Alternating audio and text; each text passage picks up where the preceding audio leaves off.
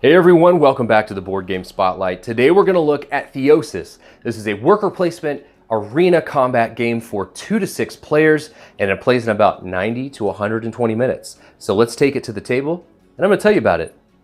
So here we have the first phase of Theosis. This is Heropolis. Welcome to the city. You are going to use your heroes and you are going to place them on actions in order to resolve them. Now, in Heropolis, there are many things that you're going to need to do. You're going to need to progress quest lines to gather cards. You'll need to visit the market and gear up your heroes, and you may need to gain mana gems or rituals in order to survive inside the arena.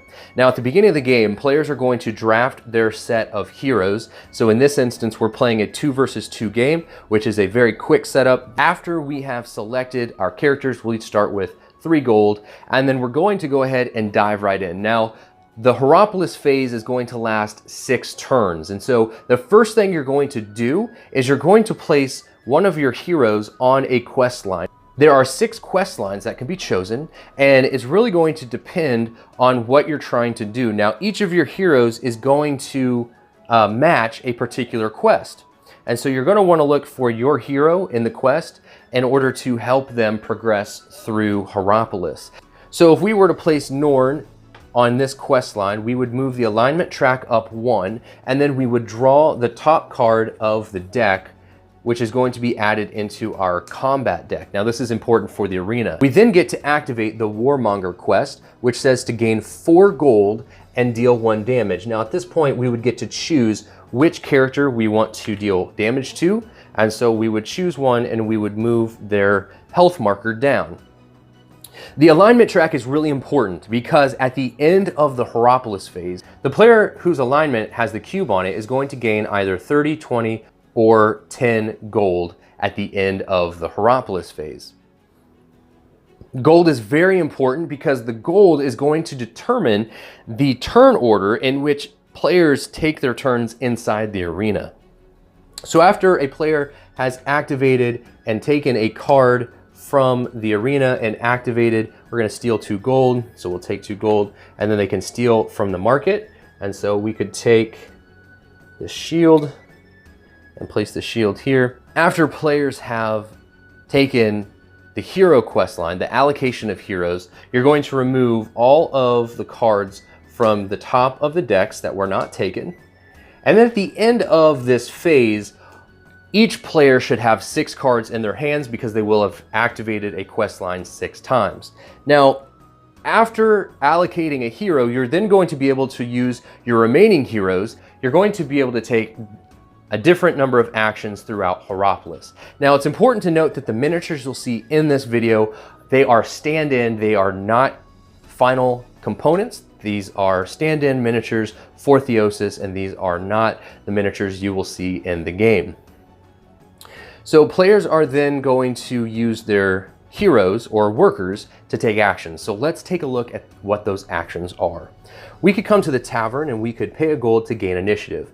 Initiative is important because it's going to allow players to take turns earlier. So here at the Mage Tower, you could pay 3 gold and gain 1 ritual. Now, the rituals are very strong. These are, you could think of them as traps. These are different effects that will happen dependent on which turn you choose. So when you pay for a ritual, you'll take one of the turn markers, and then that's going to determine when the ritual resolves inside the arena. You could come to the cathedral and pay 2 gold and gain 2 mana crystals. Now, mana crystals are important because they are going to power the special skill abilities of your heroes. Additionally, this is going to allow you to fully heal a character that may have taken a lot of damage. You could come to the market and you could purchase an item. Now, the items are important because there are specific types of items. You have bows and staffs. There are 1- and 2-handed weapons.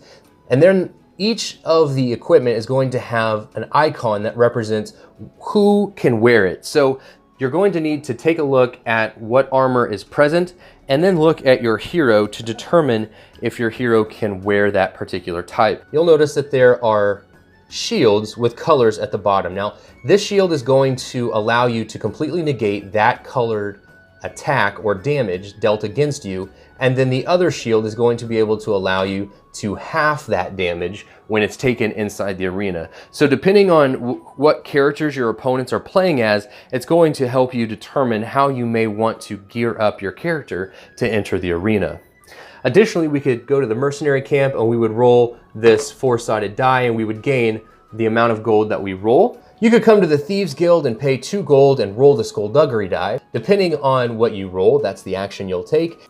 So those are the actions that players will be able to select from during the Heropolis phase. At the end of each round, you're going to flip over and auction off an artifact. Artifacts are very powerful. They are more powerful than equipment that you can purchase inside the market. And so this is going to happen for 6 turns.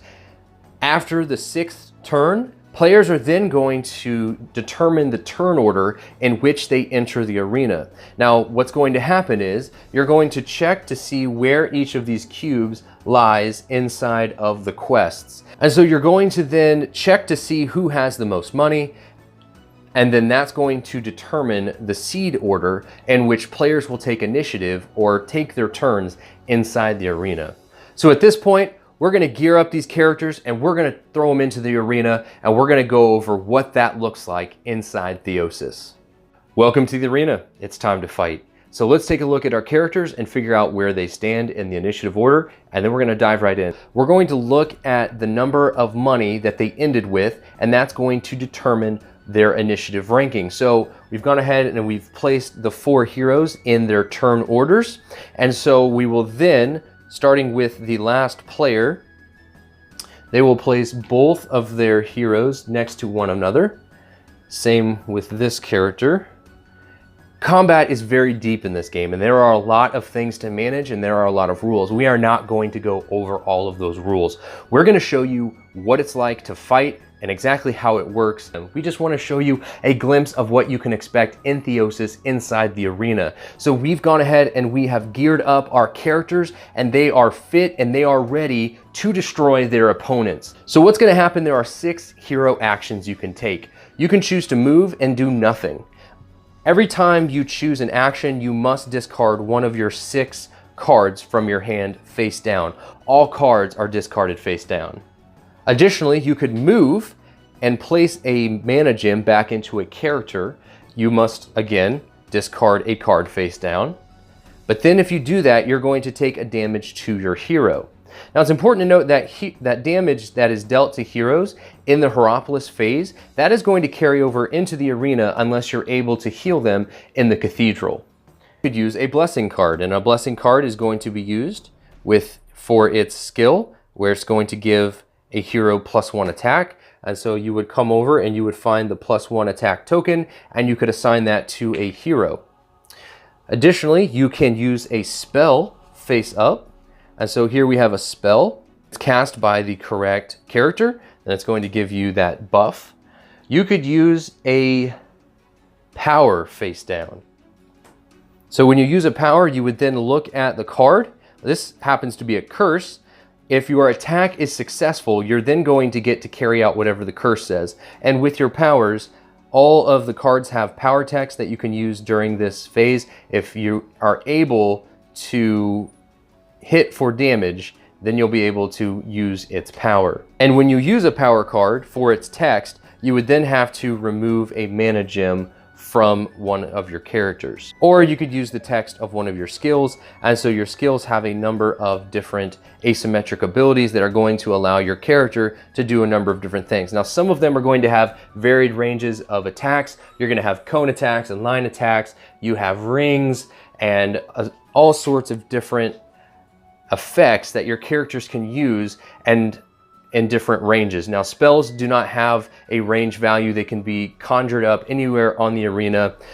Your ranged characters have a range of 5, and then everyone else has a range of 1 if they are melee. So your movement is going to be equal to the speed of your character, and each character has a predefined speed that they can move. So when taking the move action, they will be able to move that many spaces.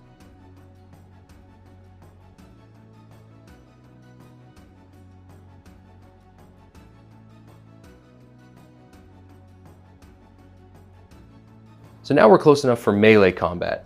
At this point, we could choose to use one of our power cards, and we would look at the top numerical value. This is going to be our attack value. Our opponent is always going to discard and use one of their cards for a defense value.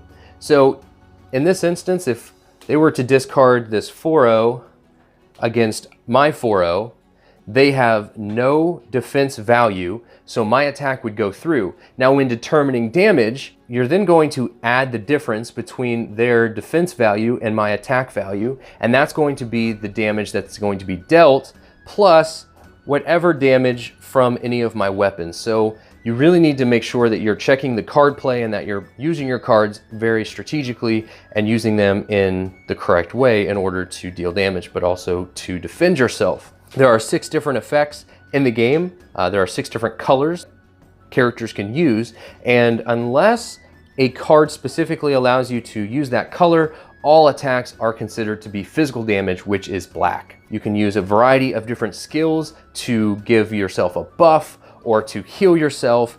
There's a ton of asymmetric play in how you combine your heroes and you create your teams, and which skills you use and how you pair them with the cards you've taken inside the Heropolis board. And there is just a ton of depth and exploration waiting inside the world of Theosis. So the game's going to end either at the end of the 9th turn, or it's going to end when one player has all of their characters defeated and the winner is standing in the middle of the arena board. That player will be declared victorious and the winner of Theosis. So that's how you play Theosis. If this looks like a game that's for you, if you're interested in knowing more about Theosis and what the game is like, take a look at the description below for a link to the Kickstarter campaign. This has been Derek with the Board Game Spotlight, and this has been your preview of Theosis.